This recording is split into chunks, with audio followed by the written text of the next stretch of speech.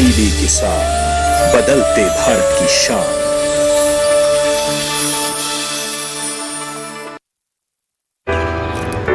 My journey of insurance and investments began at the same time when I invested in LIC SEEP.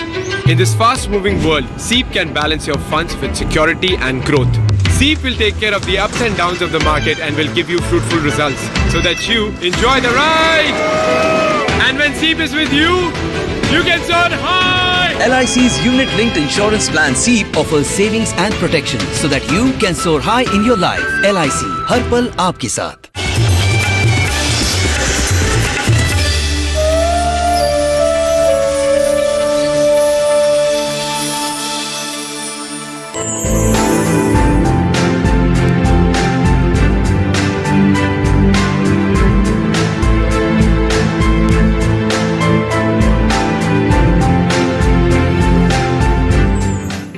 नमस्कार, आप देख रहे हैं दूरदर्शन किसान कार्यक्रम छत पर बागवानी में आप सभी का स्वागत है।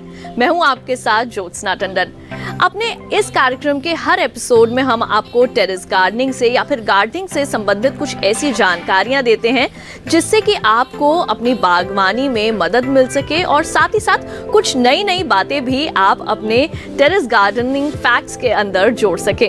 अपने आज के छत पर बागवानी प्रोग्राम में हम आपको जानकारी देने वाले हैं डेजर्ट रोज यानी कि अडेनियम प्लांट के बारे में। जी हाँ, हमारे कई ऐसे गार्डन लवर्स हैं जिनके पास अडेनियम प्लांट्स हैं, लेकिन इस सीजन के बाद अगर आप अगले सीजन में भी अपने टेरेस गार्डन में उन्हें फलता फूलता उनका मजा लेना चाहते हैं तो कौन कौन सी बातों को आपने ध्यान में रखना है, खास तौर से किस तरह से आपने करनी है उनकी विंटर केयर, कैसे आपने उनका फर्टिलाइजेशन करना है, इसके साथ साथ बहुत जरूरी हो जाता है उनका पॉलिनेशन और क्रॉस पॉलिनेशन करना। तो ये तमाम जानकारियां देंगे अपने आज के इस एपिसोड में। और हाँ, सीड प्रिजर्वेशन पर भी होगी कुछ बेहद ही खास जानकारियां। तो देखते रहिए हमारा आज का छत पर बागवानी प्रोग्राम और आइए मिलते हैं अपने एक्सपर्ट से।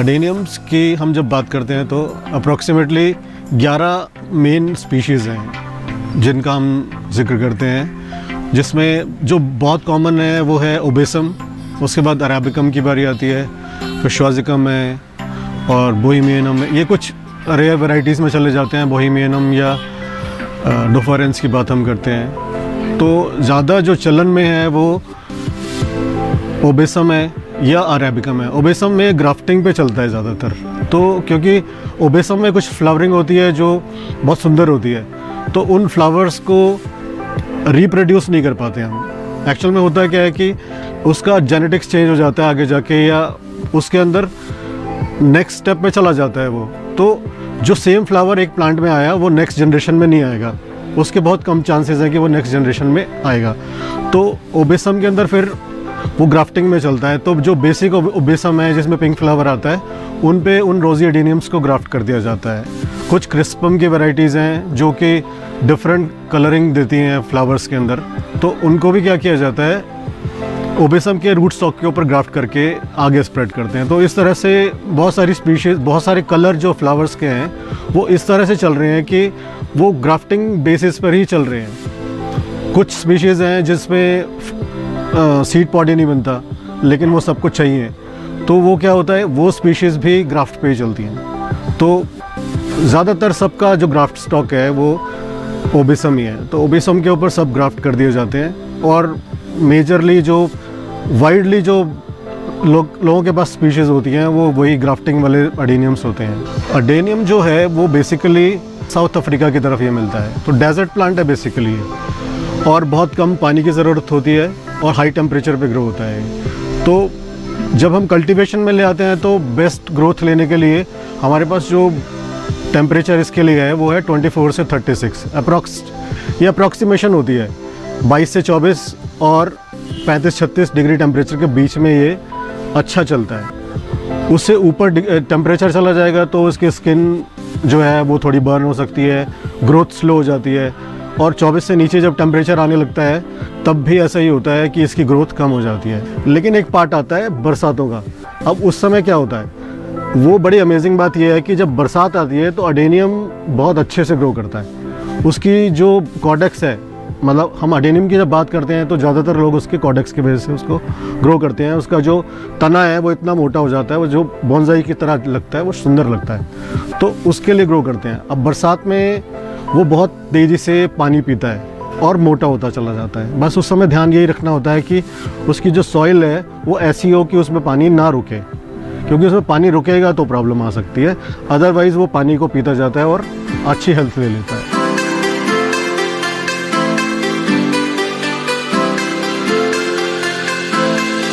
अडेनियम एक्चुअल में दो तरह से ग्रो कर सकते हैं हम लोग। एक तो कटिंग से हो सकता है और दूसरा सीड से।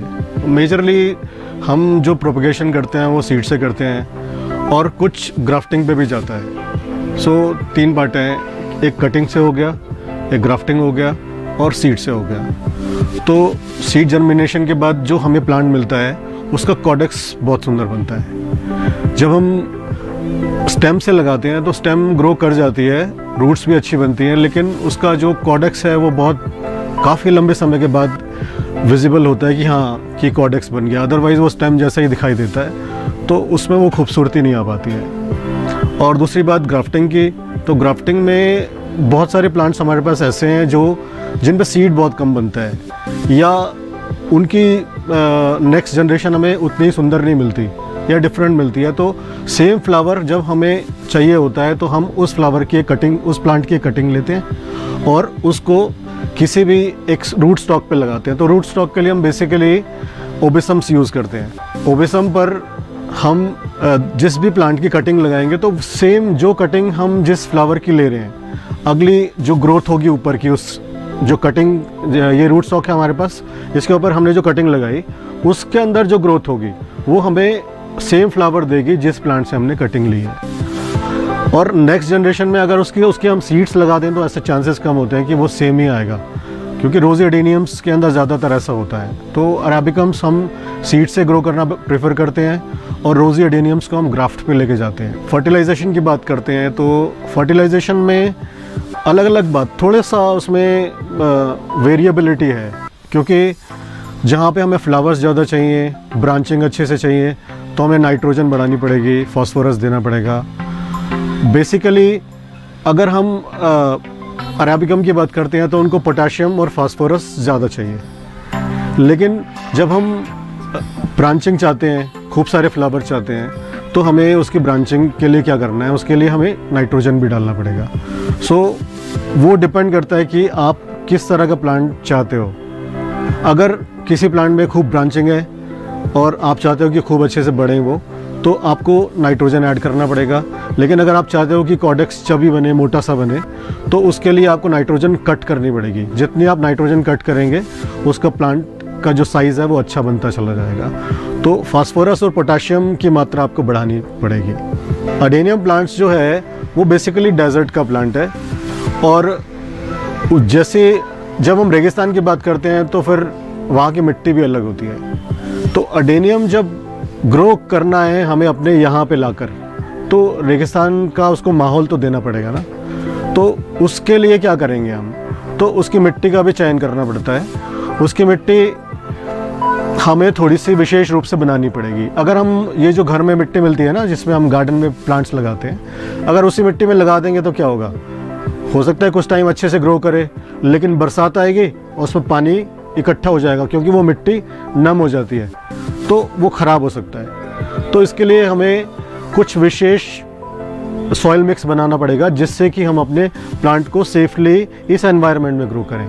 क्योंकि डेजर्ट में तो उसको एनवायरनमेंट मिल रहा है, वहाँ पे ड्राईनेस भी है, पानी भी नहीं है। लेकिन यहाँ पे जब हमारे घर में आ जाता है प्लांट, तो हम दूसरे दिन पानी देते हैं उसको, हर रोज़ पानी भी देते हैं कई बार। तो उसके लिए हमें सॉइल मीडिया भी वैसा ही बनाना पड़ेगा, ताकि हम उसे आसानी से अपने घर में रख सकें और उसको कोई क्षति ना हो, सेफली ग्रो हो सके। तो उसके लिए एक सबसे बेसिक जो हम यूज़ कर सकते हैं वो है सैंड। अब सैंड हमें दो तरह का मिलता है, या तो एक ग्रे सैंड मिलता है जिसको हम रिवर सैंड बोलते हैं, वो बहुत बारीक होता है, वो नहीं लेना हमें। दूसरा एक कंस्ट्रक्शन सैंड मिलता है, पिंक कलर का होता है, कहीं वाइट कलर का होता है, डस्ट भी बोलते हैं कुछ लोग उसे। तो उसको लेना है, मोटे वाला पार्ट। जो ग्रैनुलर जो सैंड होता है वो मोटा वाला सैंड हमें लेना है। और एक चीज़ और अब आसानी से मिलने लगी है, बहुतायत में लोग यूज़ कर रहे हैं, सिंडर जैसे बोलते हैं, खंगर। फ्लाई ऐश होता है ना, जैसे बड़े बड़े फर्नेसेस होते हैं, उसमें जो कोयला जलता है उसको जलने के बाद राख बचती है। उस राख को अगर हम छान लें तो हमारे पास ग्रैन्युअल फॉर्म में कोयले का टुकड़ा बचता है, छोटा छोटा 4 to 8 mm, इससे ज़्यादा मोटा नहीं। उसको भी हम इसमें मिक्स करके अपना सॉइल मिक्स बना सकते हैं।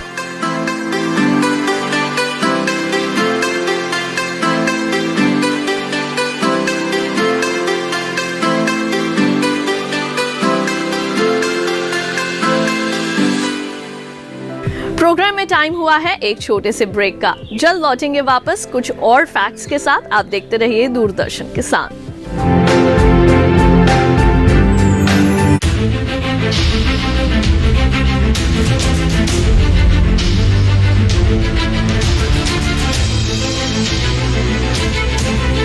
मन की बात। माननीय प्रधानमंत्री श्री नरेंद्र मोदी भारत की जनता से साझा करेंगे अपने मन की बात रविवार 28 नवंबर सुबह 11 बजे। आप भी माननीय प्रधानमंत्री के मन की बात का हिस्सा बन सकते हैं।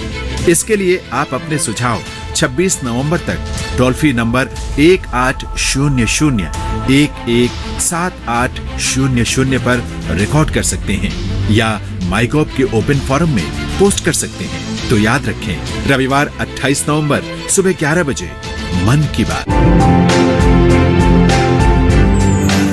ब्रेक के बाद एक बार फिर आप सभी का स्वागत है प्रोग्राम छत पर बागवानी में।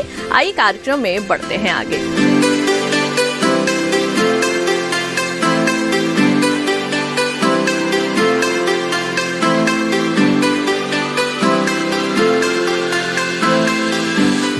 जैसे जैसे सर्दी करीब आ रही है, हमें चिंता होने लगती है हमारे एडेनियम का क्या होगा। तो उसके लिए जो इम्पोर्टेंट है, सबसे पहले तो वाटरिंग बिल्कुल कम कर देनी है। बल्कि जो मोटे प्लांट्स हैं, हेल्दी प्लांट्स हैं ना, उनको तो ना के बराबर पानी चाहिए। अभी टेम्परेचर यहाँ पे है कोई लगभग दिन में रहता है 28 से 31 के बीच में, और रात को चला जाता है 10 डिग्री से नीचे। तो दिन में तो हमें कोई चिंता की बात नहीं है। दिन में आपको क्या करना है, इनको ऐसी जगह पे रखना है जहाँ पे इन्हें मैक्सिमम सनलाइट मिल जाए, और रात को वहाँ रखना है जहाँ पे इन पर ओस ना पड़े। तो क्योंकि इनकी सबसे बड़ी दुश्मन जो है वो ओस है। रात को जो पाला पड़ता है वही इन प्लांट्स को ख़त्म कर देता है। तो जैसे जैसे वेदर में कूलनेस बढ़ेगी, ठंडक बढ़ेगी, हमें इसका ध्यान ज़्यादा रखना पड़ेगा। अभी तो क्योंकि दिन में टेम्परेचर ज़्यादा है, 30-31 पहुंच रहा है यहाँ पे, तो हम थोड़ा पानी भी दे सकते हैं। फुल वाटरिंग करनी है लगभग 4 से 5 दिन के गैप में। वो आपको देखना है, plant to plant, planter to planter depend करता है। छोटे 4 इंच के या 5 इंच के जो पॉट्स हैं वो 2-3 दिन में सूख जा रहे हैं अभी, और जो बड़े पॉट्स हैं वो हफ्ते भर में भी नहीं सूख रहे। तो उसका ध्यान रखना है कि वो पॉट ज़्यादा समय तक वेट ना रहे। तो अगर आपको लगता है कि बहुत ज़्यादा गीले रहते हैं पॉट्स, तो उनको सुपरफिशियल वाटरिंग करें, पूरी वाटरिंग ना करें। साइड से थोड़ा सा पानी डाल दिया, बस उतना ही उसके लिए काफ़ी है। या स्प्रे करते रहें कॉन्टिन्यूअस, तो वो स्प्रे से भी उतना पानी ले लेगा। लेकिन जो 4 इंच के या 5 इंच के छोटे पॉट्स हैं, उनको थोड़ा सा पानी एक्स्ट्रा आपको देना पड़ेगा, नहीं तो छोटे जो पौधे हैं उनका डैमेज डिहाइड्रेशन की वजह से भी हो जाता है। तो ये कुछ बातें हमें ध्यान रखनी है। जो शैलो पॉट्स में लगे हुए हैं सीडलिंग्स, उनको भी पानी देना है अभी। और सारा दिन धूप में रखेंगे, जितना धूप में रखेंगे उतना रात को सेफ रहेंगे, क्योंकि धूप में उनकी बॉडी जो है वो गर्मी एब्जॉर्ब कर लेती है और रात को उनको वो स्ट्रेंथ मिल जाती है कि वो रात निकाल ले आराम से। अब उसके बाद भी अगर कुछ प्रॉब्लम आती है तो उसके लिए कुछ हमारे पास समाधान है जिनको हम अपनाएंगे तो हमें ज़्यादा चिंता की ज़रूरत नहीं पड़ेगी। जैसे मेरे पास ये सीडलिंग्स हैं, इन सीडलिंग्स को अगर मुझे सेफ़ रखना है और मुझे लगता है कि रात को मैं इनका ज़्यादा ध्यान रेगुलर नहीं रख सकता तो मैं क्या करूं? उसके लिए जो हम कर सकते हैं, हमारे पास एक ये पॉली बैग है, इस बैग में हम इस पॉट को डाल देंगे। तो उससे क्या होगा कि इसकी वाटर रिक्वायरमेंट भी पूरी होती रहेगी, इसको दिन में धूप मिल जाएगी और रात को ठंड से भी बचा रहेगा। तो इसका प्रोसेस कुछ ज़्यादा मुश्किल नहीं है। इसको पॉट को लेना है और इसके अंदर डाल देना है। ट्रांसपेरेंट पॉलीथीन लेनी है या फॉगी होती है वो पॉलीथीन भी चल जाएगी।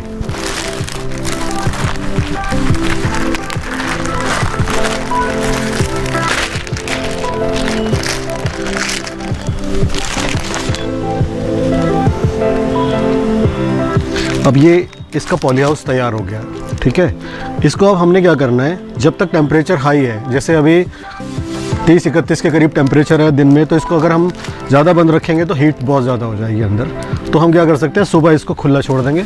जैसे जैसे टेम्परेचर डाउन आएगा, 20 से नीचे चला जाएगा, तो हम इसको सारा दिन बांध कर भी रख सकते हैं। अदरवाइज़ नॉर्मल डेज़ में क्या करेंगे, इसको हम शाम के टाइम बांध देंगे इस तरह से और सुबह इसको फिर से खोल देंगे। नहीं तो इसके पानी से भी इसको प्रॉब्लम हो सकती है, डिपेंड करता है। बहुत देर धूप में नहीं रखना है इसको। बस अभी जब तक टेम्परेचर 30-32 चल रहा है, जैसे जैसे टेम्परेचर डाउन आएगा इसको सारा दिन एज इट इज़ हम इसको धूप में छोड़ सकते हैं। इस प्लांट को कोई नुकसान नहीं होने वाला। मैं आपको दिखाता हूँ कि कैसे इसमें काम करेगा ये देखिए, ये इसके अंदर जो पानी है वो वेपराइज होगा और कंडेंसेशन की फॉर्म में यहाँ पे जमा हो जाएगा वॉल्स के ऊपर, और यही पानी साइड से नीचे जाएगा और यही पानी को ये जो प्लांट्स हैं अंदर रहने वाले वो कंज्यूम करते रहेंगे।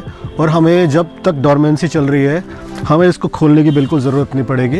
एज़ इट इज़ हमारा पानी इसी के अंदर कंज्यूम होता रहेगा और सीडलिंग भी हमारे सेफ़ रहेंगे, ना इस पर ओस का प्रभाव पड़ेगा और ना ही जो बाहर से जो ठंडी हवाएं चलती हैं उससे भी ये बचा रहेगा। बड़े प्लांट्स को सर्दी में बहुत ज़्यादा दिक्कत नहीं होती है क्योंकि दिन की गर्मी और रात की ठंड, दिन में अगर गर्मी ठीक से मिल जाए तो रात की ठंड में झेल जाते हैं। हाँ, कुछ जो ओस पड़ती है उसकी वजह से जो ब्रांचेस हैं, वो जो टॉप का हिस्सा है वो थोड़ा सा गल जाता है, तो उसको सेव करने के लिए हम एक काम कर सकते हैं। हम प्लास्टिक के, जैसे हमने ये बैग लिए, ऐसे ही बड़े बैग लेकर या प्लास्टिक की कोई शीट लेकर हम प्लांट को कवर कर सकते हैं। मैं आपको दिखाता हूँ कि किस तरह की शीट्स हम यूज़ कर सकते हैं। जैसे मेरे पास ये बैग है,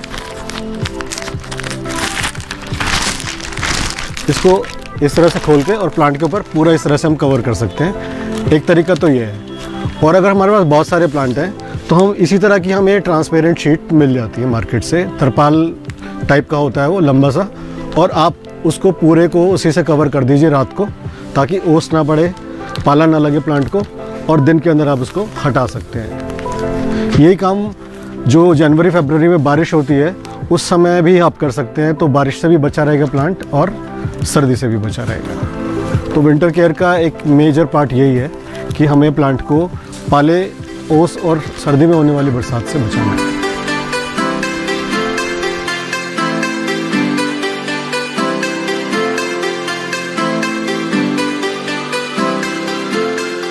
अभी हम सीखेंगे पॉलिनेशन, कैसे हम अपने फ्लावर्स से सीड्स प्राप्त कर सकते हैं। तो देखते हैं। इसके लिए सबसे पहले हमें डिसाइड करना है कि किस फ्लावर पे पॉलिनेशन करना है। तो फ्लावर जो है वो जब पूरा ओपन हो जाता है तब उसके बाद हमें पॉलिनेशन उस पर ट्राई करना है। जो कम खिले हुए हैं, आज खिला है, उस पर नहीं करना है। दूसरे या तीसरे दिन के बाद फ्लावर पूरी तरह से परिपक्व हो चुका होता है, उस फ्लावर के ऊपर हमने अपना पॉलिनेशन करना है। तो ये बात सबसे ज़रूरी है जो ध्यान रखनी है। आगे का प्रोसेस हम देखते हैं। ये हमने ओपन कर लिया है। अब इसके अंदर जो रिसेप्टिव स्पेस है वो ये है सरफेस, ये जो हमें दिख रहा है ना हिस्सा, मैं एक बार फिर से दिखाता हूँ। ये हिस्सा जो दिख रहा है, ये हिस्सा, ये रिसेप्टिव सरफेस है। यहाँ पे पोलन रखा जाता है। पोलन कहाँ मिलेगा? पोलन हमें मिलता है इस जगह पर। इस जो स्टिक है इसको हल्का सा वेट कर लेते हैं ताकि हमारा पोलन जब हम निकालें तो वो फिसल के गिर ना जाए। तो ये हल्की सी वेट है, इसको मैं इससे पोलन को निकाल लेता हूँ। ये पोलन हमारा आ गया, ध्यान से देखेंगे ये पोलन है। इसको अब हम इसके रिसेप्टिव सरफेस पे रख देंगे। ये स्टिग्मा बोलते हैं इसे।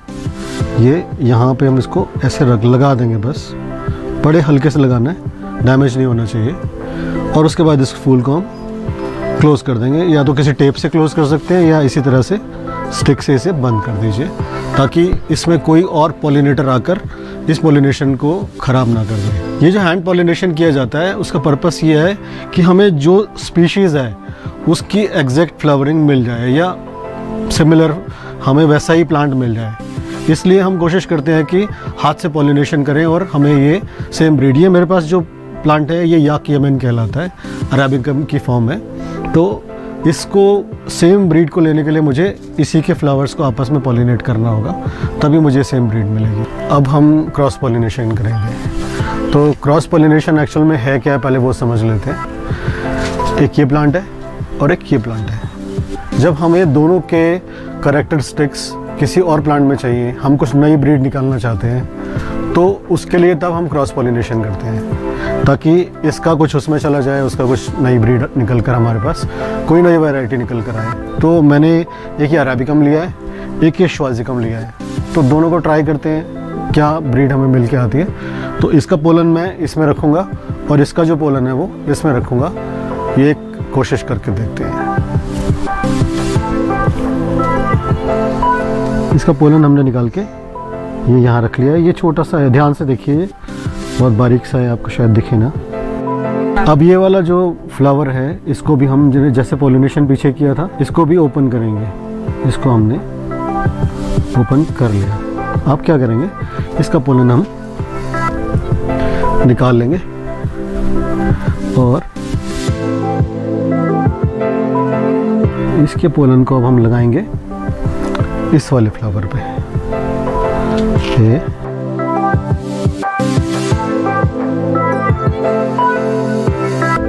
इसके पोलन को हमने इस पे लगा दिया और इसका पॉलिनेशन कंप्लीट हो गया। अब इसकी वजह से जो पोलन हमने निकाला था उसको हम लगाएंगे इस पर।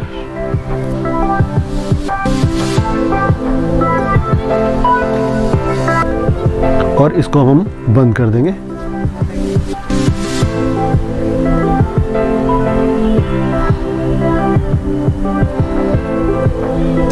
इस वाले फ्लावर को भी बंद कर देंगे। इस तरह से अब हमारा क्रॉस पॉलिनेशन कंप्लीट हो गया। इसका पोलन हमने इसमें शिफ्ट किया और इस प्लांट का पोलन इसमें लगा दिया है।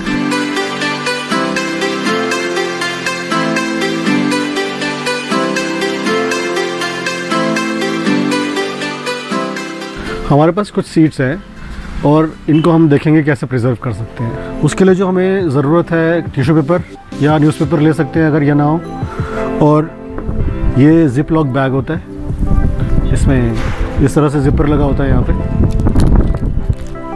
एयर लॉक हो जाता है, ठीक है। और साथ में हम इस तरह का कोई भी एयर टाइट बॉक्स ले सकते हैं जिसमें हवा या नमी बिल्कुल नहीं आती है। तो ये कुछ चीज़ें हमें ज़रूरत की हैं जो हमें रख लेनी चाहिए। अब कैसे करेंगे वो हम देखते हैं। सबसे पहले हम सीड्स को टिश्यू पेपर में लपेट लेंगे।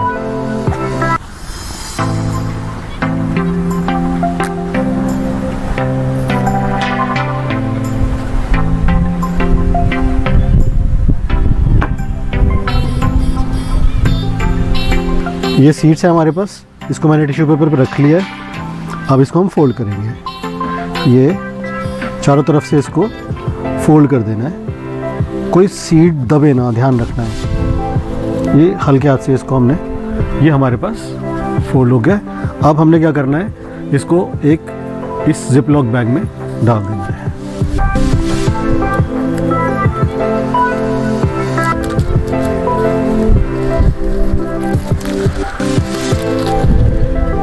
ये हमारा रेडी हो गया लेकिन इसको थोड़ा सा और सेव करने के लिए हम क्या कर सकते हैं, इसको डबल कर देते हैं। ये एक और हमने बैग लिया और इसको इसमें भी डाल दिया। अब कुछ लोगों को फिर भी डाउट लगता है कि जी इसमें भी अगर कुछ नमी चली गई तो हम क्या करेंगे, तो फिर हमारे पास ये बॉक्स है, इस बॉक्स के अंदर हम इसको डालेंगे और बंद कर देंगे। ये बिल्कुल सेफ हो गया अभी। सो इसको अब हम क्या करना है, सर्दी में हम इसको एज इट इज़ किसी भी अपने ड्रॉर वगैरह में रख सकते हैं जहाँ टेम्परेचर रूम का रहता है, गर्मी नहीं होती जहाँ पे, तो वहाँ पे ये प्रिजर्व रहेंगे। अब समर्स में क्या करेंगे, समर्स में हम इस बॉक्स को अपने फ्रिज के उस हिस्से में रख देंगे जहाँ हम सब्जियाँ रखते हैं। वेजिटेबल बॉक्स होता है नीचे फ्रिज के अंदर सबसे, उस जगह पे इसको रख देना है। गलती से भी इसको फ्रीजर में नहीं रखना है। कुछ लोग बोल देते हैं कि फ्रीजर में रखना चाहिए, फ्रीजर में ये बिल्कुल ख़राब हो जाएंगे। आपने देखा होगा कि फ्रीजर से हम जब मटर निकालते हैं और उसको जब हम नॉर्मल टेम्परेचर पर लाते हैं तो वो गल चुकी होती है। तो ऐसा ही कुछ हमारे सीड्स के साथ भी होगा कि हमने फ्रीजर से सीड्स निकाले और वो ख़त्म हो गए।